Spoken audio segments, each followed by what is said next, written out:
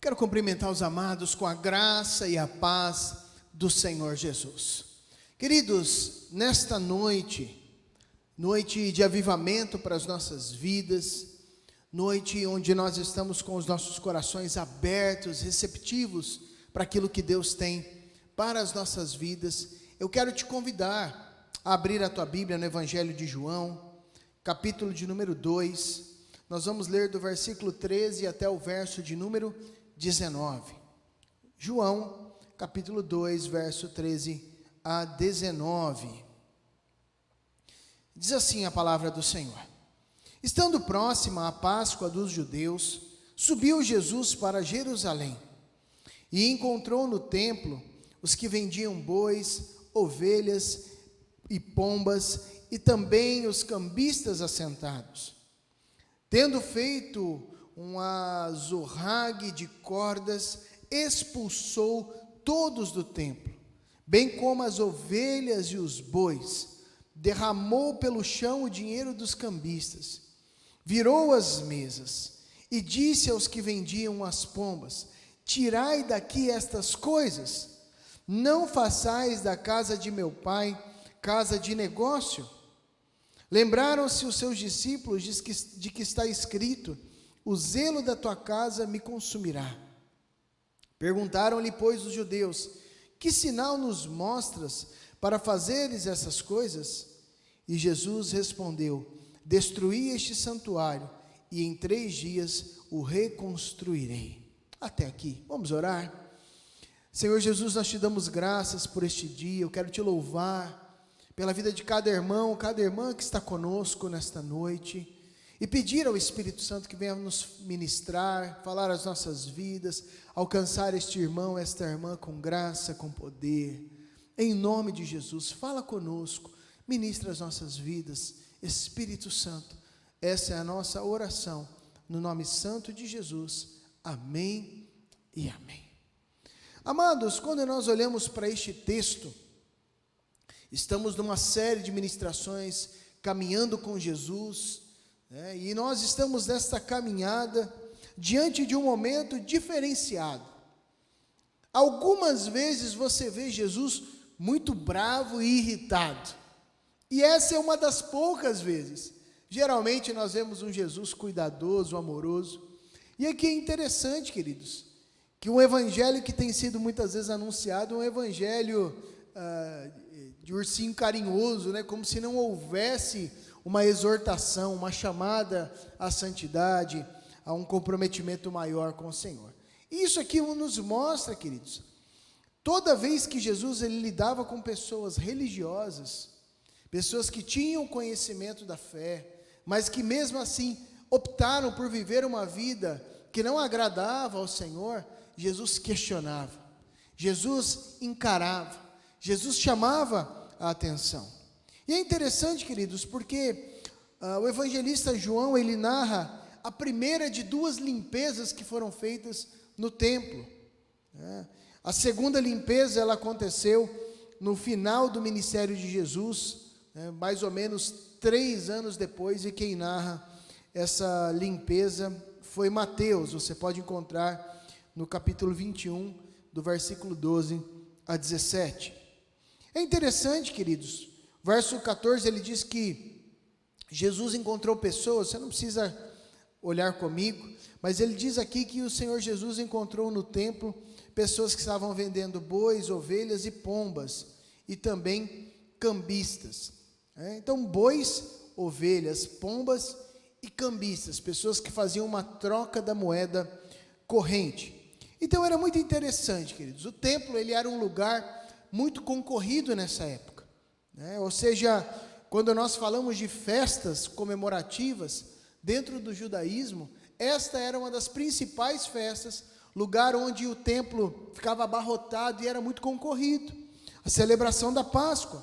Milhares e milhares de visitantes vinham de todos os lugares, e aqui é interessante, queridos, que as pessoas vindo ao templo para prestarem a sua adoração, para visitar, para ter um tempo ali de celebração, e o átrio onde as coisas estavam acontecendo, estavam cheios de mercadores. Qual era o objetivo de tudo isso? Por que haviam bois, ovelhas e pombas? Eram questões que eram ofertadas nos sacrifícios. Então note, queridos, que em um primeiro momento, a intenção era boa. Eles queriam, com isto, facilitar a vida dos irmãos que estavam vindo de fora, que não traziam, de repente, o sacrifício, poderiam ali adquirir, comprar. Mas por que eu estou dizendo que num primeiro momento era bom? Era bom se eles não estivessem praticando, por exemplo, valores abusivos. Nós vamos entender mais algumas coisas, né? Os estrangeiros que vinham, ao invés dessa ação facilitar, começavam a trazer dificuldade para que eles pudessem adorar. Preços abusivos, a bagunça que virou ali um comércio terrível. A motivação era até boa no início, mas a consequência daquilo foi terrível. O motivo principal de se visitar o templo, que era a adoração, não estava sendo alcançado. Note mais uma vez, olha essa expressão. O motivo principal de se estar indo ao templo físico, que era a adoração, a prestação de um culto pessoal e comunitário, não estava sendo atingido. É interessante que ali naquele ambiente era um lugar também onde eles pagavam impostos. O imposto que se pagava era com a moeda local, de maneira que aqueles que vinham de fora precisavam, fazer o câmbio da moeda corrente. E é interessante que a história relata que os cambistas, geralmente, na maior parte, colocavam tarifas altíssimas, eram desonestos. Ou seja, as pessoas vinham de fora, querendo adorar ao Senhor, encontravam um ambiente de uma tremenda bagunça, desordem, corrupção, preços terríveis, forçavam para que as pessoas precisassem fazer o câmbio, tudo isso visando lucro, tudo isso com a perspectiva pessoal das coisas. Queridos, a coisa não estava fácil. Sabe, amados, as pessoas, muitas vezes, quando faziam um esforço para trazerem os seus animais para o sacrifício, quando chegavam lá, os seus animais eram rejeitados. Ou seja, se tornou uma máfia do sacrifício, uma máfia dos cambistas, dos impostos, e tudo isso dentro da caminhada religiosa. Sabe, amados, além de tudo isso, se não bastasse essas questões, o preço daqueles animais vendidos ali no templo, uma vez que havia essa máfia, era exorbitante, o mais alto de todos os lugares da cidade, uma desonestidade terrível. Jesus, ele não se incomoda porque estava tendo um acesso de raiva. Na prática, Jesus olha a desonestidade das pessoas, a voracidade daqueles cambistas e mercadores, pessoas que não deveriam estar agindo desta forma, e nem naquele lugar. Jesus fica extremamente indignado. Caminhar com Jesus, queridos, nos mostra muitas coisas. Caminhar com Jesus nos faz olhar para atitudes de pessoas, de multidões, olhar para enfermos, mas caminhar com Jesus também nos faz olhar para dentro de nós. Eu gostaria que você olhasse comigo esta charge. Olhe comigo aí na tela. Eu gostaria que você parasse para refletir um pouquinho. Se essa charge tem algum sentido na nossa atualidade. Nós temos aí Jesus com um pedaço de corda trançada na mão, e logo a seguir, fugindo, uma série de líderes religiosos de renome. Essa charge não foi feita por mim, nós pegamos ela na rede da internet, mas ela fala muito comigo. Ela fala muito acerca do momento que nós vivemos e da mentalidade religiosa da época que nós vivemos. Mas eu não gostaria que você, juntamente comigo nessa noite, apenas malhássemos os Judas aqui, mas que nós olhássemos. São pessoas que estão na ponta, muitos deles com escândalos provados de corrupção, de envolvimento de lavagem de dinheiro, outros ainda não provados, mas com fortes indícios, ou que pelo menos mercadejam a palavra, pregando algumas heresias, talvez muitas heresias, mas olharmos para a motivação. Qual é a força que te motiva a caminhar, que motiva a tua vida religiosa, a tua caminhada com Deus, com Cristo, com o Espírito Santo? O que te motiva é a caminhada de fé do reino de Deus, ou são motivações pessoais? Porque em primeiro lugar, querido, nós precisamos entender que a igreja, fazendo uma leitura para os nossos dias, é lógico que Jesus não estava na igreja, ele estava no templo judeu, mas entendendo a nossa realidade de igreja, a igreja existe para o reino de Deus. A igreja não existe para outras questões. Entenda, a igreja não é para o teu e o meu bel prazer. A igreja não é um lugar para ficarmos com guerras de poder e questões políticas. A igreja existe para o reino de Deus. Não é reino nosso, não é reino humano, não é reino do pastor Tiago. A igreja existe para o reino de Deus. Quando você olha comigo o verso 16, diz o texto: não façais da casa do meu pai casa de negócio. Entenda, querido, que nós devemos ampliar a nossa visão, não apenas olhando para como nós olhamos a charge agora há pouco, para esses grandes escândalos. Quando Jesus fala de casa de negócio, especificamente ele estava apontando para os negócios que ali estavam ocorrendo. Mas eu posso olhar para a caminhada cristã no Brasil e fora do Brasil, e olhar que muitas pessoas, não estou falando apenas de pastores ou outras lideranças leigas na igreja, mas muitas pessoas enxergam a igreja como uma possibilidade de negócio, ou negócio com fins lucrativos financeiros. Muitas pessoas olham como um negócio de família. Muitas pessoas olham a igreja como um negócio de poder. E nós precisamos entender de uma vez por todas, queridos, que a igreja só existe para a glória de Deus, para o reino de Deus. Isso é igreja. Precisamos entender que naquele contexto, o templo deveria ser um lugar especial, onde as pessoas poderiam vir para orar em paz, falando de templo físico. Mas os comerciantes, aquelas pessoas que estavam com uma motivação de negócio, tornavam o templo um local barulhento. Você pode ver lá em Lucas 19:46, esta questão.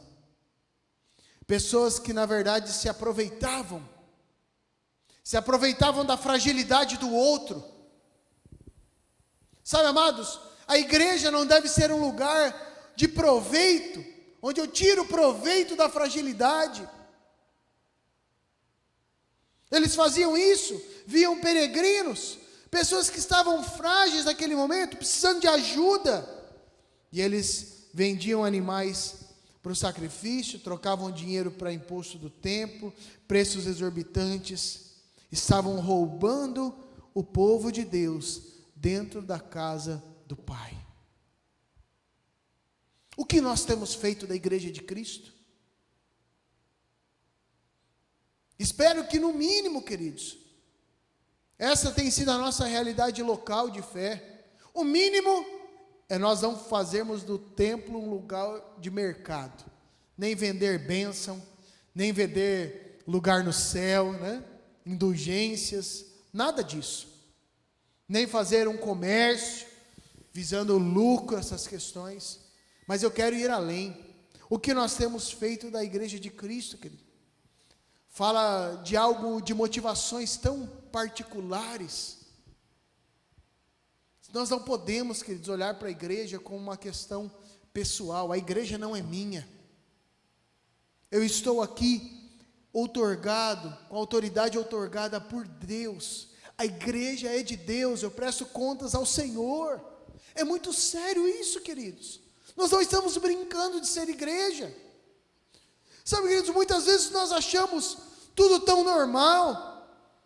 Acabamos relativizando tudo na vida, no mundo, correndo o risco de já não questionar mais nada.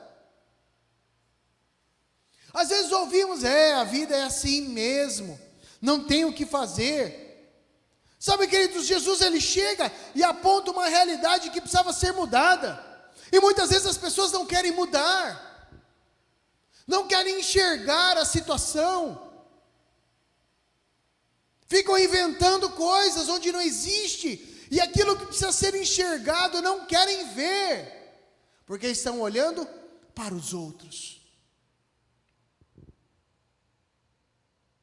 O templo, queridos, estava girando em torno da economia, legitimava aquele sistema econômico corrupto, justificava a política e a ideologia que estava girando ali. Sabemos que a questão econômica era gerida pelo Império Romano. Ou seja, era o império que estava dando ordens para o sumo sacerdote. E este legitimava então a opressão que aqueles irmãos estavam vivendo. Isso aqui é uma palhaçada, queridos. Era uma palhaçada de corrupção que muitas vezes nós temos visto hoje. No verso 16, Jesus ele diz: tirem tudo isso daqui, parem de fazer da casa do meu pai um mercado. O problema, queridos, não era vender umas pombinhas, mas era, na verdade, todo um país, um povo, uma realidade estabelecida. O povo de Deus corrompido.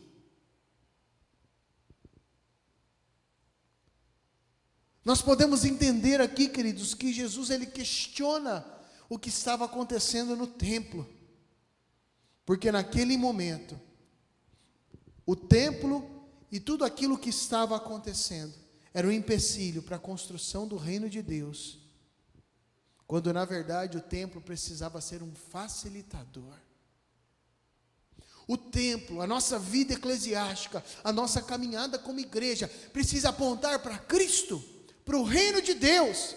Precisamos ser facilitadores para que o reino de Deus chegue às pessoas.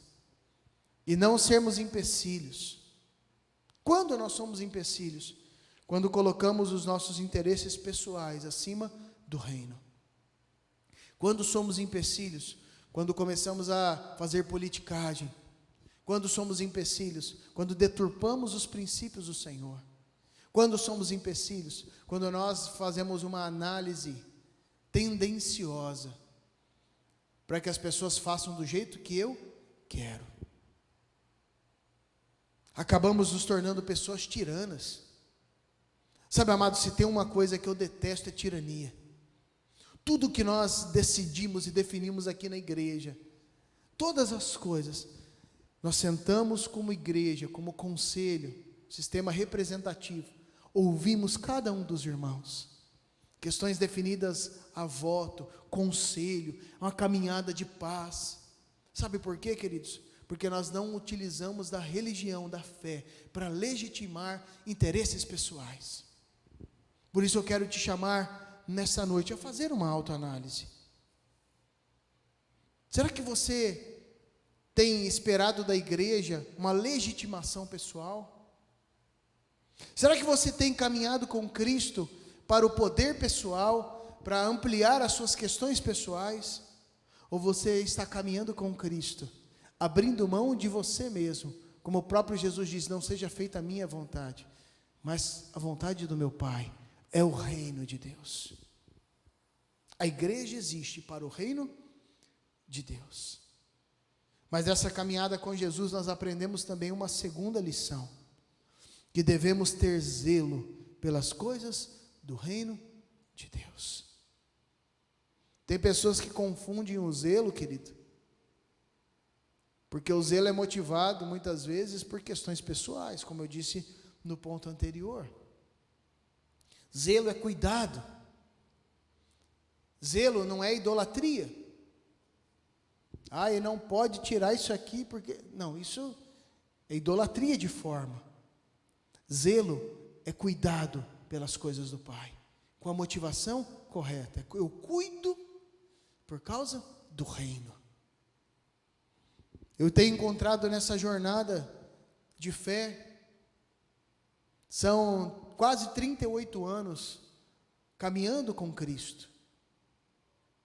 E muitas vezes nós vemos pessoas que, com a justificativa de zelo, que são pseudo-zelosas, mas estão, na verdade, tentando manipular as circunstâncias, para que seja feita a sua vontade. Manipular as circunstâncias, para que o poder esteja no centro das suas mãos. O zelo de Jesus, apresentado neste texto, era acerca do reino de Deus, mas a motivação não era pessoal.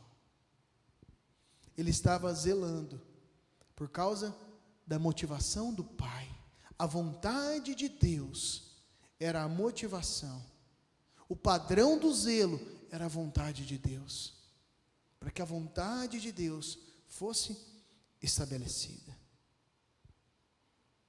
No verso 17, os discípulos lembram a ele o que estava escrito: o zelo da tua casa me consumirá. E no 18, Jesus responde uma pergunta dos judeus. Perguntaram-lhe, pois, os judeus: que sinal nos mostra para fazer essas coisas? Depois ele vai responder, num outro momento, dizendo que ele ia reconstruir o templo. Ele derruba, em 3 dias o reconstrói, simbolizando justamente a morte e ressurreição de Jesus. Jesus, ele tinha um zelo tremendo pela caminhada com o Senhor, pelo templo. Aqueles mercadores estavam profanando um lugar sagrado, queridos. Não no sentido de idolatrarmos um templo físico, mas um lugar destinado única e exclusivamente para a adoração a Deus. Pessoas que estavam abusando dos fiéis para que pudessem alcançar os seus próprios objetivos. Quem que conseguia orar, queridos, naquela época? No meio do barulho, depois de ser extorquido? Qualquer um de nós, queridos, certamente ficaria muito zangado. Jesus, ele interpreta aquela maldade feita ali no templo, não só como uma falha, como um pecado, mas Jesus interpreta a maldade no templo como um insulto diretamente a Deus, à vontade de Deus. A ira santa de Jesus vai contra o pecado e a falta de respeito, e é justamente essa ira que o consumia. Ou seja, Jesus, ele ficava dentro dele sendo consumido. A intenção deste texto, a força deste texto é essa, que aquilo consumia. Ele olhava para aquela palhaçada, e aquilo, até que ele chega e arrebenta com todas aquelas questões. Assim deve ser a nossa caminhada, queridos. O zelo que trabalha, que nos move, não motivado por questões pessoais. O zelo que nos move não motivado por questões financeiras, nem questões de poder, mas um zelo que nos consome, motivado pelo reino de Deus e um zelo que aponta para o reino de Deus. O que nos move para zelar pela caminhada de fé é a vontade do próprio Deus. A igreja existe para o reino de Deus e nós devemos ser motivados pela vontade de Deus a zelarmos das coisas referentes ao reino de Deus. O que nós, como igreja, temos feito da experiência de fé? Feche os teus olhos. Eu quero te convidar a orar juntamente comigo. Quero te convidar a apresentar a tua vida. Hoje uma mensagem um pouco diferente.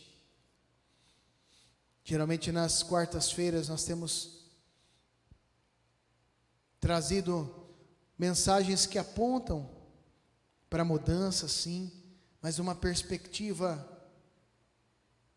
de esperança. Não que essa palavra não traga esperança, mas é uma palavra mais exortativa. Mas que neste momento você possa olhar para a caminhada de fé, não apenas como um meio de alcançar os seus objetivos, mas olhar para a caminhada de fé como um fim. Estou aqui para adorar a Deus, estou aqui pela graça e misericórdia de Deus. A minha vida só tem sentido por causa de Deus. E o que eu quero é que a vontade de Deus seja estabelecida aqui na terra, como ela já está estabelecida no reino dos céus. Senhor, nós apresentamos as nossas vidas, cada um destes meus irmãos que estão conosco nesta noite. Clamamos o teu agir em nós, o teu Espírito veio, falou conosco, ministrou as nossas vidas. Toca na nossa mente para que possa haver um renovo. Nós não queremos estar amortizados com a realidade vigente, nem tampouco relativizarmos todas as coisas, achar que tudo é normal. O que nós queremos é viver debaixo da tua vontade e do teu querer. Não queremos também sermos aqueles que acham problema em todas as coisas, não porque são zelosos, mas porque estão buscando ou propondo os seus próprios pontos de vista, mas que nós possamos olhar com os teus olhos e sermos sim zelosos, por causa da tua vontade e do teu querer para as nossas vidas. Eis aqui as nossas vidas, transforma os nossos corações, renova a nossa mente, Senhor, para que nós como corpo de Cristo possamos continuar avançando para a glória e honra do teu santo nome. Assim nós oramos e agradecemos. Pedimos também a tua bênção sobre cada irmão, Senhor, cada irmã, alcança com poder, com graça, que possamos ter um restante de semana encharcado pela tua graça e misericórdia, pelo teu poder. Assim nós oramos em nome de Jesus. Amém e amém. Estenda suas mãos. E agora a igreja, que a maravilhosa graça do Senhor Jesus, que o perfeito amor de Deus, o nosso Pai, que a comunhão e a consolação do Espírito Santo repousem sobre as nossas vidas, hoje e sempre. Amém e amém. Que Deus te abençoe, meu irmão, minha irmã. Vai na graça e na paz do Senhor Jesus.